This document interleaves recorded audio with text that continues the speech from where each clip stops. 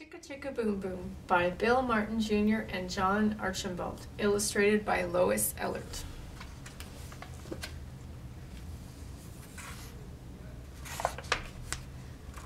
A told B and B told C, "I'll meet you at the top of the coconut tree." "Wee," said D to E, F, G, "I'll beat you to the top of the coconut tree." Chicka Chicka Boom Boom, will there be enough room? Here comes H up the coconut tree.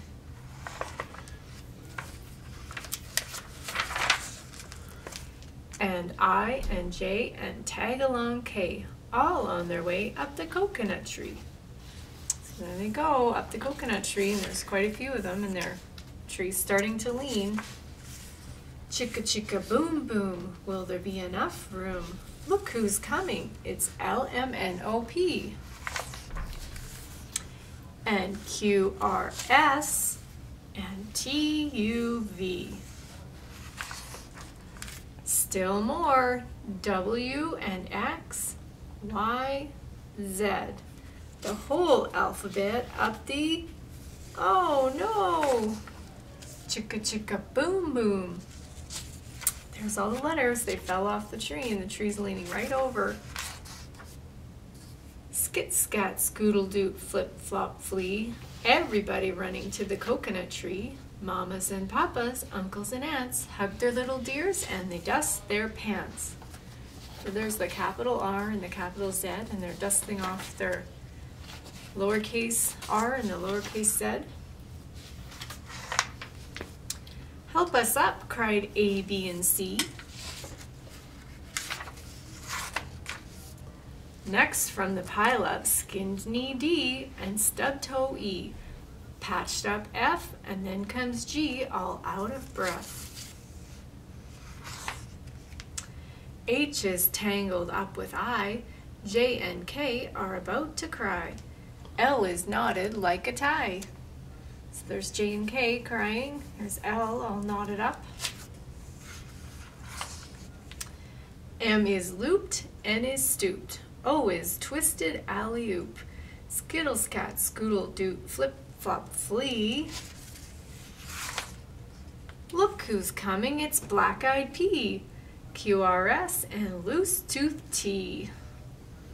So there's P with the black eye and T with his loose tooth.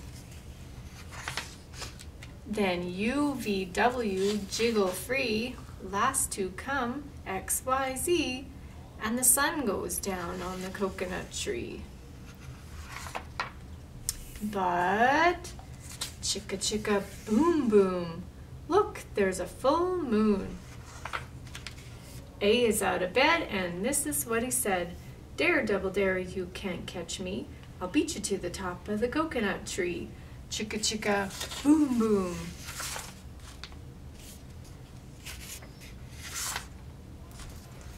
All right, so we're gonna make our own coconut tree. And we're going to add our own letters onto it. So what I started with is a couple of pieces of colored green construction paper. And then I also am using some newspaper just because it's a little more floppy and it flips down nicer. So I took some large newspapers and I cut them into quarter-sized pieces. And then to get them green, you can use, if you have water paints at home, you can use water paints if you want. I decided to use a bingo marker or bingo dabber. It's easy for people to hold and it's sometimes less mess. So basically just take one of your papers and take your bingo marker and squeeze it nice and hard so your ink comes out. And color as much of the paper as you want. It doesn't have to be completely colored. So I did that on quite a few pages, and the thing about the bingo marker is that it dries really quickly, whereas the paint you might have to spend some time waiting for your papers to dry. So when you cut it up, you just sort of see some green randomly. It doesn't have to be nice solid colors.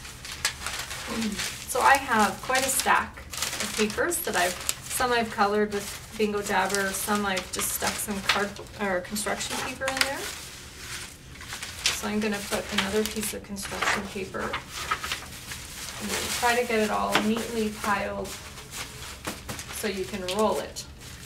So from one end, you're going to start rolling.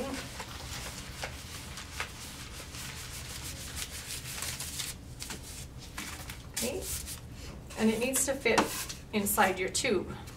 So what I've done with my tube is I have drawn a few letters on there. If you don't have any sticky letters at home, you can use your marker and you can make some nice big solid letters to look like the letters out of the book. So you might want to do that if you're going to color them on. You might want to do that before you put your newspaper in the top. So my tube was already brown, so I did not paint it brown. If your paper towel tube is white, you can paint it brown if you want. So what I'm going to do is just measure to see if my end of my roll of paper fits in there. And it does, it's just about right. So you loosen it off a little bit. Then I have some masking tape here. So I'm just going to wrap a couple layers of masking tape around the bottom.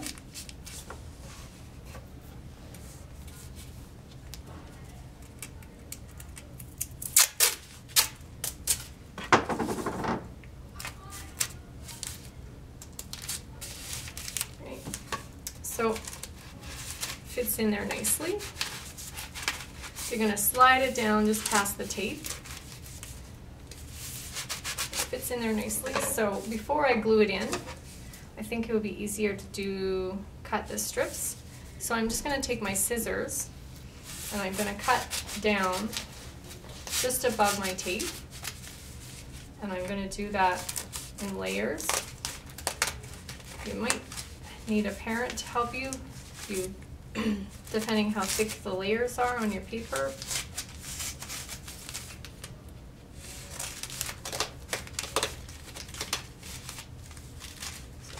Cut them a little bit, fold them down, cut them a little bit more. You're going to need to be patient with that because the layers are very thick.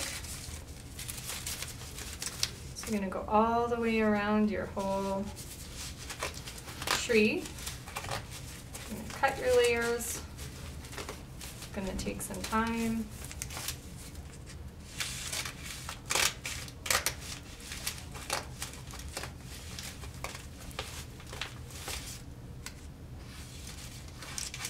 So if your scissors are small, this is going to take a bit of time for you. You might want to get a parent to help you. Okay, so basically when you're done cutting all your layers, you're going to pull them down a little bit farther and they're going to look like this tree here. So you're going to put your glue around the outside and you're going to slide it in and you're going to give it some time to dry. And once it's dry, you have all your layers cut down nice. You took your time and you cut them all down nicely. You're going to have your rolled up tube inside and it's dried in there. You're going to fluff all your coconut tree down into nice pieces. Now on this tree I had some sticky letters.